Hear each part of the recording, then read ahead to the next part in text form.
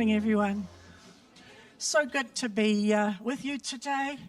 Don't you just love it when something happens and you think, it's got to be the Holy Spirit, it's only the Holy Spirit. All week I have been singing, He won't fail me now. He won't. And that, we had it today. And so it's amazing. It's just like a confirmation. And we've been going through some really tough times lately with some family stuff. It's been, pretty heart-wrenching, some of the things going on. And I just keep praising God and saying, your name is power over our families. Thank you, Anne, for that word. It all lines up. And I just love it when that happens because God is going before us and He has it all worked out.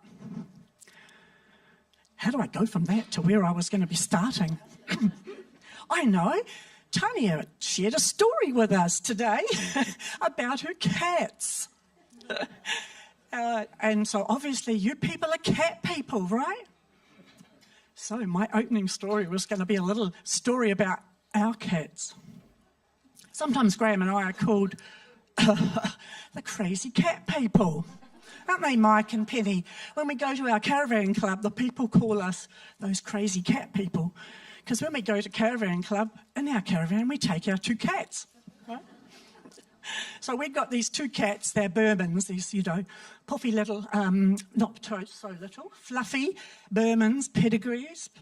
They think that they rule the house, and probably true.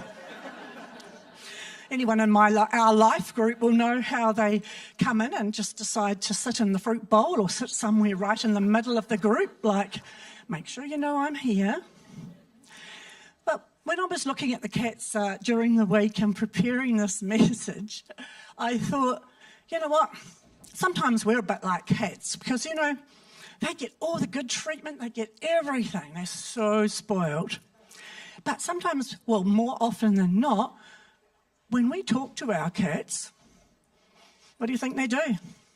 They come running and say, oh, I love you, and run around you. No, they turn their back on us normally. And they ignore us mostly. We have these 2 cats called Bella and Bailey. They do know our voice. They know our voice. And you can tell that they are listening because their ears go flick, flick. And then they might sort of just flick their tail, just flick, flick. But they don't turn around and make eye contact about 90% of the time, unless, I just had to bring this today. I can do that with their treat bag and they'll come running from anywhere in the house, right? Because their ears are finely tuned for the crinkle, crinkle. Do you have that? Yeah. Who has cats? Anyone else? Crazy cat people? Oh, I've got some friends here today. Good. You might understand what I'm saying. Yeah. But we're not crazy.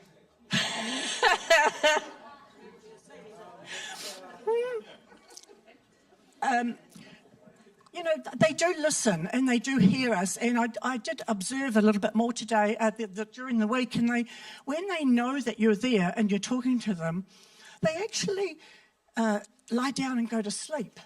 So it's kind of like, it is reassuring. I think they are reassured, okay, you're here, that's all right, that's good, but I'm not going to come and interact with you. But depending on the time of day, more often than not, they will choose to ignore me. They do say that dogs have masters and cats have slaves. And that is certainly right in our house. And I did read this week that rather than an inability to hear, cats' tendency to ignore their owners is a display of willful independence and a calculated choice on their part. Wow. That kind of sounds a little bit like me sometimes when I'm talking to God. Sometimes I'm a little bit too busy or I'm doing this or doing that. And in my willful independence, it's like, I'll just go on my way, I'm not so good at responding at times.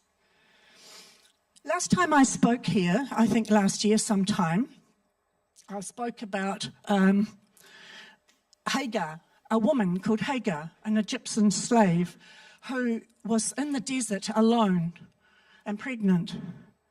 And she was in a desperate place, and she cried out to God, and God answered and spoke with her. And she turned to God and she said, "You are El Roy, the God who sees me." Isn't that incredible? Isn't it amazing that the God, the creator of the universe, he's all-knowing. He knows everything. He's all-powerful, omnipotent. He's everywhere. He's omnipresent. He sees me. Isn't that incredible? He sees me with whatever I'm going through. He's watching, he's waiting for me to communicate with him. So maybe some of you here today, you don't know God, but you know what? God sees you. And you're not here by mistake today. You're here because God wants you to know he sees you. And he wants you to reach out and see him.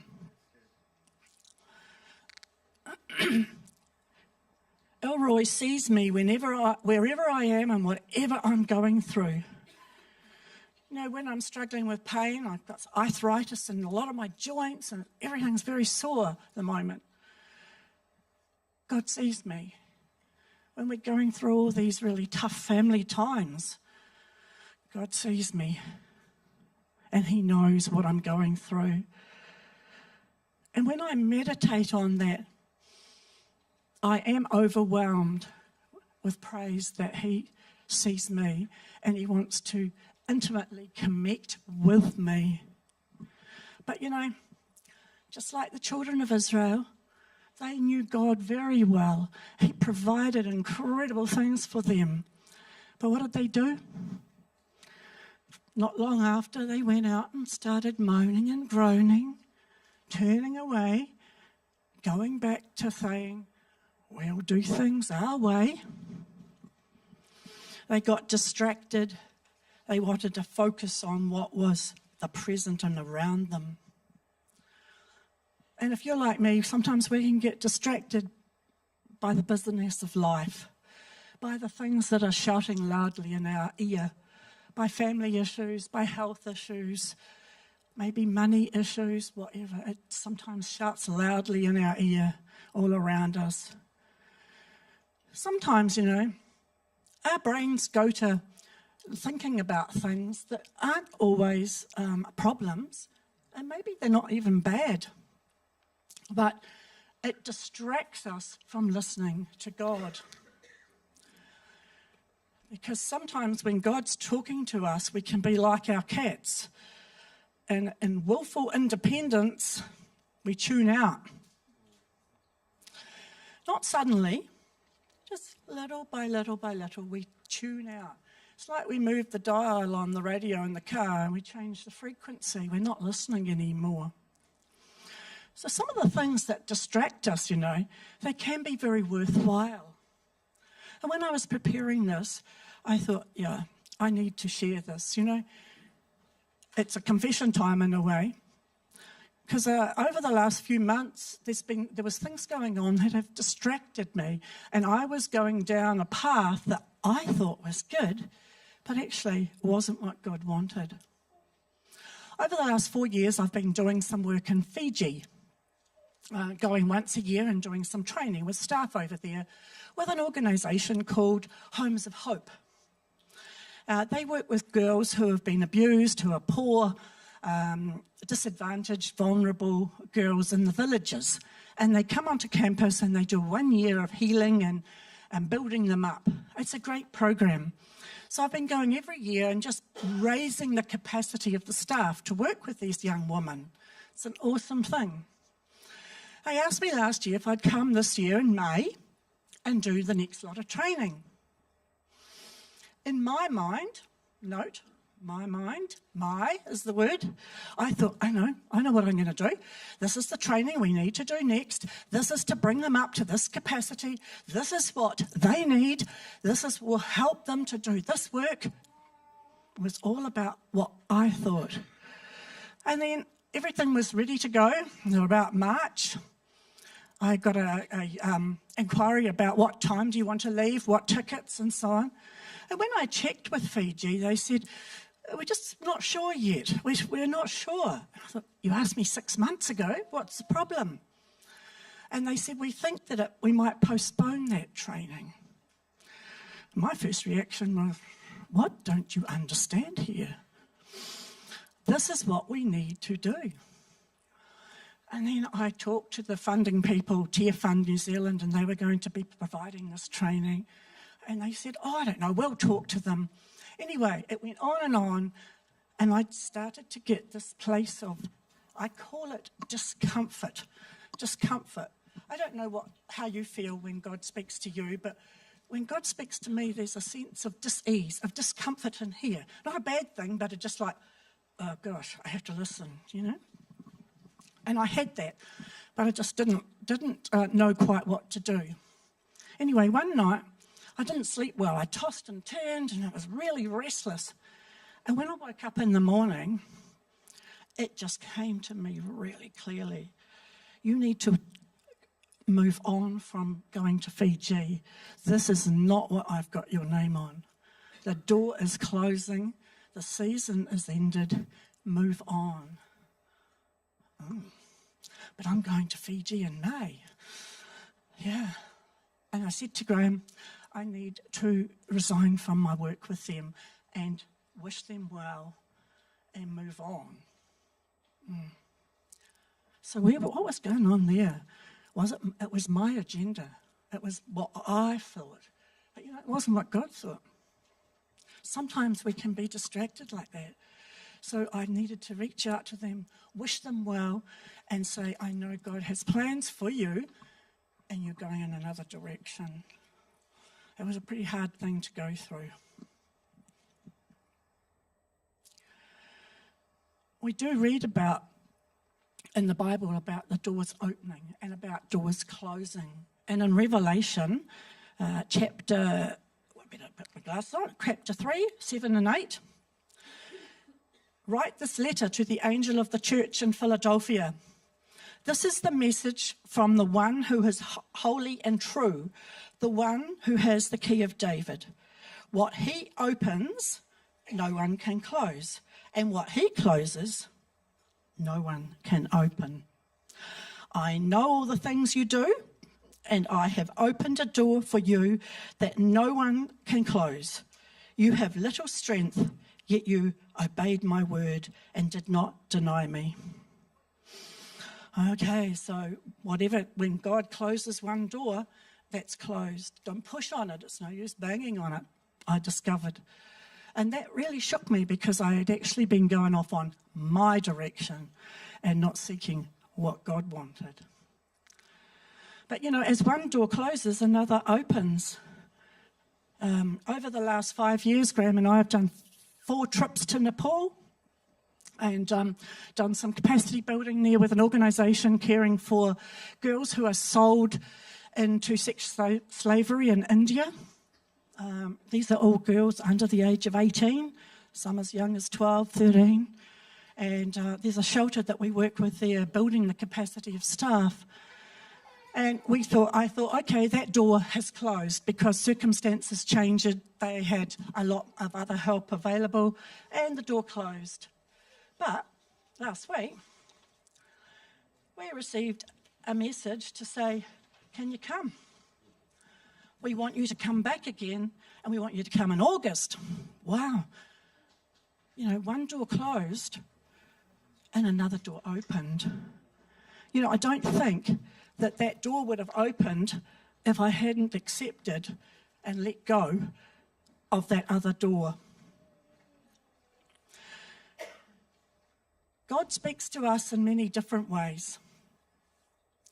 I don't know how he speaks to you, but I know he speaks to me in many different ways, and it might not be how he speaks to you, but Lawrence asked me to just share, how does God speak to you? So I'm hoping that might connect to some of you. I read these verses in Job. Job's an interesting book. It's not a book I go to a lot. I wonder why.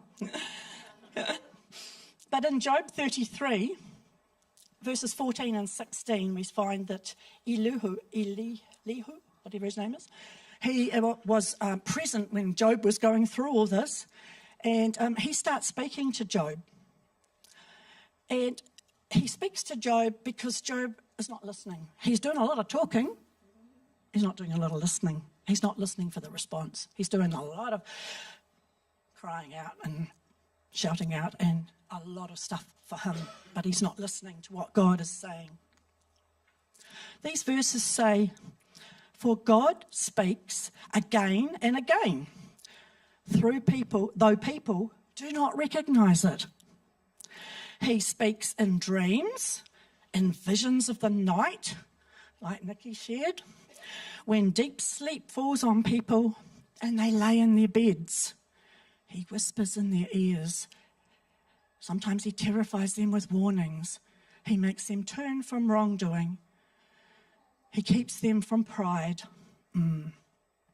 He protects them from the grave, from crossing over the river of death."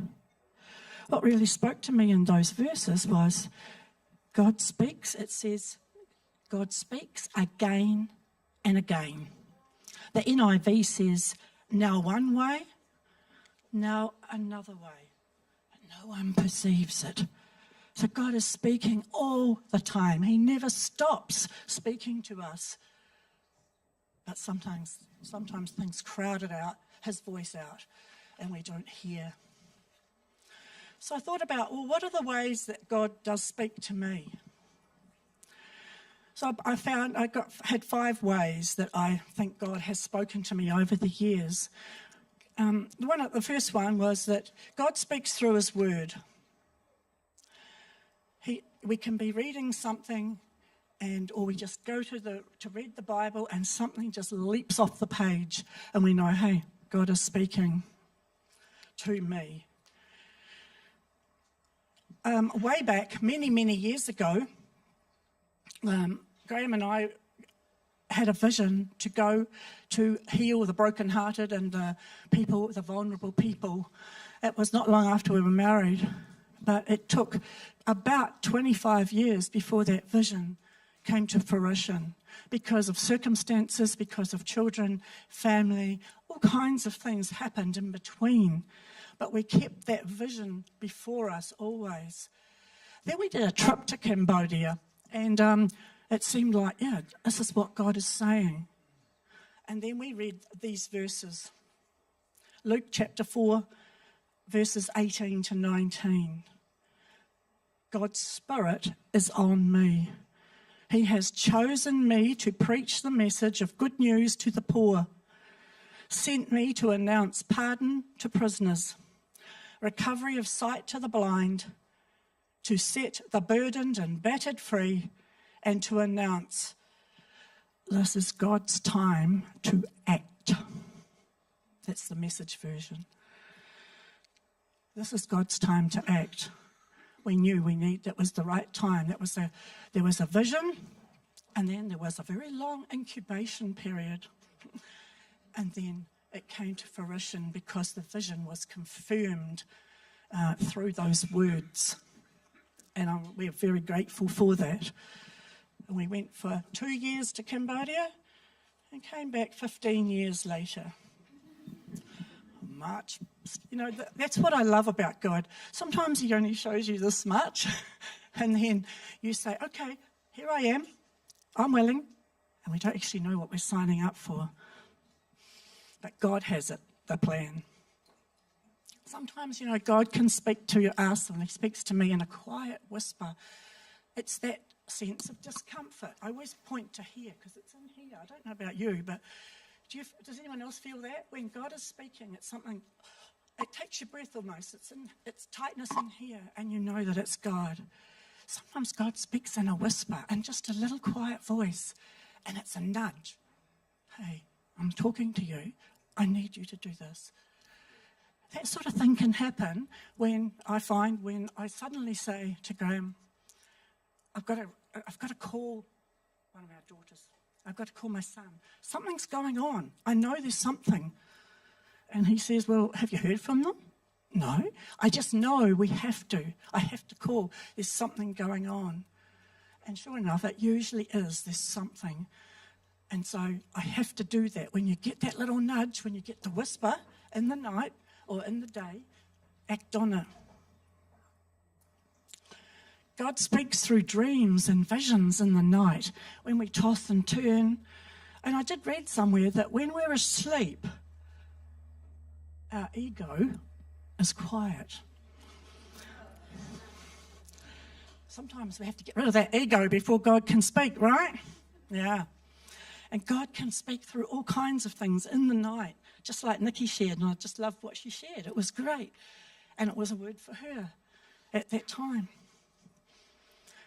When I decided I have to back out of going to Fiji, I knew that it was in a dream, and I knew it was really, I had to listen in the morning. It was something there. God spoke in the night. Sometimes God speaks to me in a word of prophecy that someone else has brought out. I don't know if any of you remember, but last year, Philippa brought a word of prophecy to us. I can't remember exactly what she said, but this is what I took from her word of prophecy. It was something along the lines of, you may think that you have done your bit.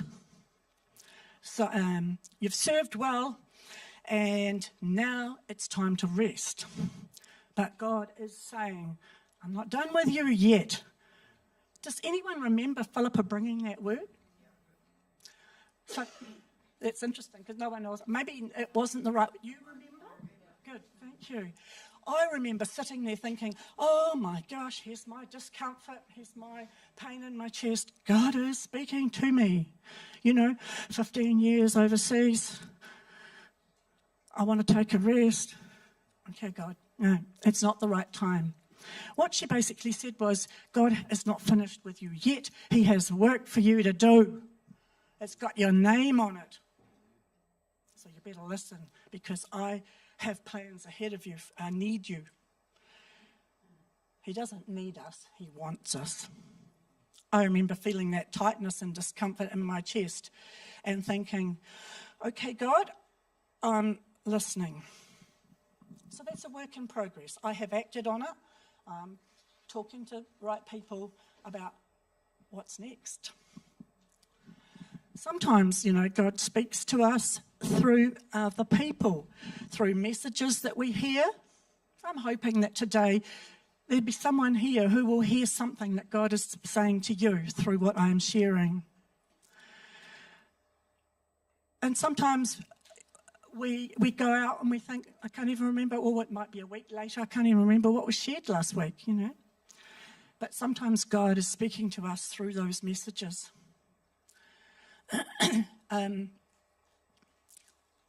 Sorry, I've put my glass. When we went to India, God called us to India in 2016 through somebody that we didn't even know. We didn't even know who this person was when they sent us an email. And we didn't want to go to India. Sorry.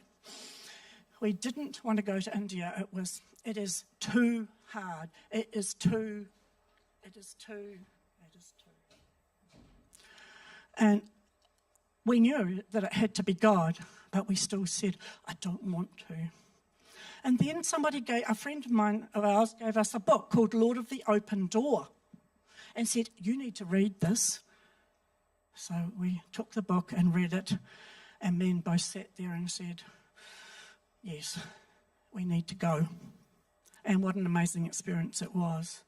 And we would have missed out on that if we hadn't said yes. Earlier this year, I think back in February, I was reading a devotional in the morning. It's called something about social justice. I read every day. And it was a devotion about a Hebrew word, called, it's hineni. Hineni. I always get it wrong. Hard to say. Hineni. It's a Hebrew word that means, here I am. Here I am. Behold, it is me. Here I am. Hineni signifies total readiness, deep availability, willing surrender, even before all the facts are known. So when God is speaking to us, we need to say, Hineni, here I am. Here I am. I don't know the full story. I don't know what you really have in mind. Hineni, I'm here. I'm willing. I surrender my will. God approached Abraham in Genesis 22. And Abraham responded, Hineni, I'm ready for whatever it is you desire of me. God called Moses from the burning bush in Exodus 3, and he replied, Hineni, I'm listening. When God first came to Samuel in Samuel 3, he replied more than once, Hineni, I'm listening. I'm listening. When God asked, who will go for me? In Isaiah 6, Isaiah said, Hineni, here I am, send me. So Hineni is more than a word, it is a mindset. It's being available and responsive to God. You know, if I'm honest, I'm not always in that space. I even forget to say that. I was just sharing with Mike before. I said, you know, when I was thinking about speaking today, I said to Graham, when Lawrence asked me next time, just remind me to say no. And then I thought, how stupid is that? I'm talking about Hineni, and here I am saying, I'm not going to do it. Wow, don't fit together, do they? So I want to be in that space where I can say, oh, here I want to be in that space where I say, Hineni, here I am, send me. But you know, there are stumbling blocks to getting there, to responding to him, to saying, Hineni. These are the 4 stumbling blocks that I felt were relevant for me. I don't know if you identify with these. I've done what you called me to do. Whoops, that's my number 1. I've done my bit. And then we get Philippa's word. You're not finished yet. I've got work with your name on. Number 2, stumbling block. Got my own agenda. And it might be a good agenda. Going to Fiji. But it's not what I've got your name on. I have my own plans to go there, to do this, to do that. I've got my agenda and what I plan to do. You know, that hardens my heart when I have those thoughts to what God really wants to say. And the 4th one I came up with was, I don't know, interesting term. I'm on Christian autopilot. Do you identify with that? You're going through the motions. You come to church, you go to life group, you have your morning reading. Yes, Lord, yes, I'm doing that. And yes, I'm doing this. I'm a really good Christian. Yeah. It's easy to go onto Christian autopilot without seeking something deeper. God doesn't need you, he wants you. You know, he wants to talk with you, walk with you. He wants to reveal things to you. And all this requires a choice to hear and respond and not ignore like the cats, but rather respond and say, Hineni, here I am. I'm here. I'm willing.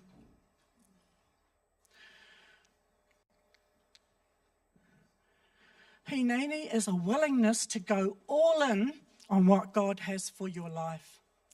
It's a word of trust in him and an eagerness to see what he has next for you.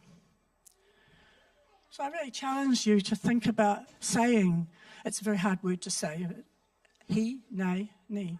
He, nay, ni. I'm here. I'm ready. What do you have my name on? What is it that you want of me?